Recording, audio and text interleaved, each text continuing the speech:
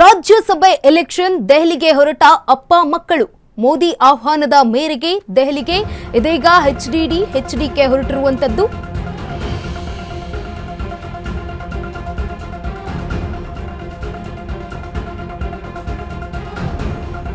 ಕೆಲವೇ ಕ್ಷಣಗಳ ಹಿಂದಷ್ಟೇ ಏರ್ ಇಂಡಿಯಾ AI-06 ವಿಮಾನ ಟೇಕ್ ಆಫ್ ಆಗಿದೆ. ಇದೇ ವಿಮಾನದಲ್ಲಿ ದೆಹಲಿಯತ್ತ ಪ್ರಯಾಣ ಮಾಡಿರುವಂತದ್ದು ಹಾಗೆ ಎಚ್ಡಿಕೆ ಅವರು. ನಾಳೆ ಪ್ರಧಾನಿ ಮೋದಿ ಕುರಿತು ಬುಕ್ ರಿಲೀಸ್ ಮಾಡಲಿದ್ದಾರೆ ಮಾಜಿ ಪ್ರಧಾನಿ ಡಿ ದೇವೇಗೌಡರು. ಶಿವರಾಜ್ ಸಿಂಗ್ ಚೌಹಾಣ್ ವಿರಚಿತ ಕೃತಿ ಅಪ್ನಾ ಪಾನ್ ರಿಲೀಸ್ ಆಗಿರುವಂತದ್ದು. ದೆಹಲಿಯ ಸಿ ಸುಬ್ರಹ್ಮಣ್ಯಂ ಆಡಿಟೋರಿಯಂನಲ್ಲಿ ಈ ಒಂದು ಕಾರ್ಯಕ್ರಮ ನಾಳೆ ನಡೆಯುತ್ತೆ. ಮಾಜಿ ಪ್ರಧಾನಿ ಡಿ ದೇವೇಗೌಡರ ಸುವರ್ಣ ಹಸ್ತದಿಂದ ಲೋಕಾರ್ಪಣೆ ಮಾಡುವಂತದ್ದು. ಈ ವೇಳೆ ರಾಜ್ಯಸಭೆ ಸ್ಥಾನಕ್ಕೆ ಮರು ಆಯ್ಕೆಯ ಬಗ್ಗೆ ಚರ್ಚೆ ನಡೆಯುವ ಸಾಧ್ಯತೆ ಇದೆ. ದೇವೇಗೌಡರನ್ನ ಕಡೆಗಣಿಸುವ ಸ್ಥಿತಿಯಲ್ಲಿಲ್ಲ ಪ್ರಧಾನಿ ಮೋದಿ ಅವರು. ಬಿಜೆಪಿಗೆ 2028ರಲ್ಲಿ ಕರ್ನಾಟಕದಲ್ಲಿ ಗದ್ದುಗೆ ಏರುವಂತಹ ಟಾರ್ಗೆಟ್ ಇದೆ. ಹೀಗಾಗಿ ಈ ಹಿನ್ನೆಲೆಯಲ್ಲಿ ಪ್ರಧಾನಿ ಮೋದಿಗೆ ಬೇಕೇ ಬೇಕಿದೆ ಜೆಡಿಎಸ್ ಗೌಡ್ರ ಸಂಘ. ಜೆಡಿಎಸ್ ಕೇಳದಿದ್ರೂ ಕೂಡ ಬಿಜೆಪಿ ಗೌಡ್ರನ್ನ ರಾಜ್ಯಸಭೆಗೆ ಕಳಿಸೋದು ಫಿಕ್ಸ್ ಅಂತ ಹೇಳಲಾಗ್ತಾ ಇದೆ. ರಾಜ್ಯಸಭೆ ಎಲೆಕ್ಷನ್ ದೆಹಲಿಗೆ ಹೊರಟಿದ್ದಾರೆ ಅಪ್ಪ ಮಕ್ಕಳು. ಮೋದಿ ಆಹ್ವಾನದ ಮೇರೆಗೆ ದೆಹಲಿಯತ್ತ ಪ್ರಯಾಣವನ್ನ ಬೆಳೆಸಿದ್ದಾರೆ ಎಚ್ಡಿಡಿ ಹಾಗೆ ಎಚ್ಡಿಕೆ. ಕೆಲವೇ ಕ್ಷಣಗಳ ಹಿಂದಷ್ಟೇ ಏರ್ ಇಂಡಿಯಾ AI-06 ವಿಮಾನ ಟೇಕ್ ಆಫ್ ಆಗಿದೆ. ಈ ಒಂದು ವಿಮಾನದಲ್ಲಿಯೇ ಅವರೀಗ ದೆಹಲಿಯತ್ತ ಪ್ರಯಾಣ ಬೆಳೆಸಿರುವಂತದ್ದು.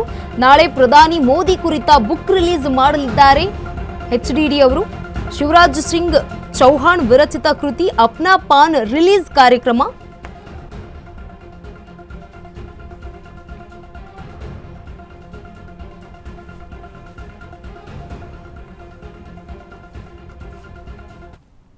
ಈ ಬಗ್ಗೆ ಹೆಚ್ಚಿನ ಮಾಹಿತಿಯನ್ನ ನೀಡ್ತಾರೆ ನಮ್ಮ ಪ್ರತಿನಿಧಿ ವಿವೇಕ್ ದೂರವಾಣಿ ಸಂಪರ್ಕದಲ್ಲಿ.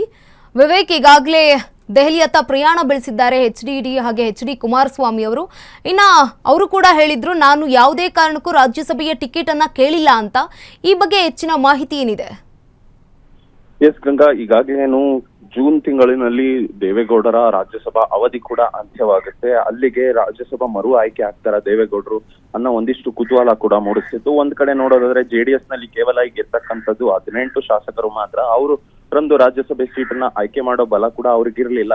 ಜೊತೆಗೆ ಒಂದು ವೇಳೆ ಆಯ್ಕೆ ಆಗೋದಾದ್ರೂ ಕೂಡ ಬಿಜೆಪಿ ಅವರು ಇವರನ್ನ ನಾಮಿನೇಟ್ ಮಾಡ್ಬೇಕಾಗಿರುತ್ತೆ. ಆ ನಿಟ್ಟಿನಲ್ಲಿ ಒಂದ್ ಕಡೆ ಒಂದಿಷ್ಟು ಚರ್ಚೆಗಳು ಕೂಡ ಆಗ್ತಿತ್ತು. ಬಿಜೆಪಿಯಿಂದ ದೇವೇಗೌಡರನ್ನ ನಾಮಿನೇಟ್ ಮಾಡ್ತಾರಾ ರಾಜ್ಯದಿಂದ, ಅಥವಾ ಸದಾನಂದ ಗೌಡ ಅವರಿಗೆ ಮಾಡ್ತಾರ ಅನ್ನೋ ಒಂದಿಷ್ಟು ಚರ್ಚೆಗಳು ನಡೀತಿತ್ತು. ಒಂದ್ ಕಡೆ ದೇವೇಗೌಡ ವರ್ಸಸ್ ಸದಾನಂದ ಗೌಡ, ಇವರಿಬ್ಬರಲ್ಲಿ ಯಾರಿಗೆ ಸಿಗುತ್ತೆ ರಾಜ್ಯಸಭೆ ಟಿಕೆಟ್ ಬಿಜೆಪಿದು ಅನ್ನೋ ಒಂದಿಷ್ಟು ಕುತೂಹಲ ಕೂಡ ಮೂಡಿಸಿತ್ತು. ಆದ್ರೆ ಈಗ ಸದ್ಯದಲ್ಲಿ ಕೇಳಿ ಬರ್ತಾ ಇರುವಂತ ವಿಚಾರ ಏನಪ್ಪಾ ಅಂದ್ರೆ, ಈಗಾಗಲೇ ಮೈತ್ರಿ ಇರುವ ಕಾರಣದಿಂದಾಗಿ ಕುಮಾರಸ್ವಾಮಿ ಅವರು ನೇರವಾಗಿಯೇ ಹೇಳ್ಬಿಟ್ರು, ಅಂದ್ರೆ ಈ ಟಿಕೆಟ್ ಏನಾದ್ರು ಕೊಡೋದಿದ್ರು ಕೂಡ ಬಿಜೆಪಿ ಅವರು ಕೊಡ್ಬೇಕು, ನಾವು ಕ್ಲೈಮ್ ಮಾಡೋದಕ್ಕೆ ಬರಲ್ಲ. ಯಾಕಂದ್ರೆ ಅವರ ಬಳಿನೇ ಇರ್ತಕ್ಕಂಥದ್ದು ಅತಿ ಹೆಚ್ಚು ಸೀಟ್ಗಳು, 65-66 ಸೀಟ್ಗಳು ಹೊಂದಿರತಕ್ಕಂಥವ್ರು. ಅವರೇ ನಮಗೆ ರಾಜ್ಯಸಭೆ ಆಯ್ಕೆ ಮಾಡಬೇಕು, ದೇವೇಗೌಡರಿಗೆ ಮಾಡೋದಾದ್ರೂ ಕೂಡ ಜೆಡಿಎಸ್ ಮಾಡೋದಕ್ಕೆ ಆಗಲ್ಲ ಅನ್ನೋ ಒಂದು ಕ್ಲಿಯರ್ ಕಟ್ ಆಗಿ ಕೂಡ ಹೇಳಿದ್ರು. ಆ ನಿಟ್ಟಿನಲ್ಲಿ ಇವತ್ತು ಕೂಡ ಅಷ್ಟೇ ಈಗಾಗಲೇ ಎಚ್ಡಿಡಿ ಹಾಗೂ ಕುಮಾರಸ್ವಾಮಿ ಇಬ್ಬರು ಕೂಡ ದೆಹಲಿಗೆ ತೆರಳಿದ್ದಾರೆ ದಿಢೀರ್ ಅಂತ ಏಕಾಏಕಿಯಾಗಿ. ನಾಳೆ ಕೂಡ ಒಂದು ಬುಕ್ ರಿಲೀಸ್ ಕಾರ್ಯಕ್ರಮ ಕೂಡ ಇದೆ. ಅದು ಶಿವರಾಜ್ ಸಿಂಗ್ ಚೌಹಾಣ್ ಅವರು ಕೂಡ ಬರೆದಿರ್ತಕ್ಕಂಥ ಒಂದು ಪುಸ್ತಕ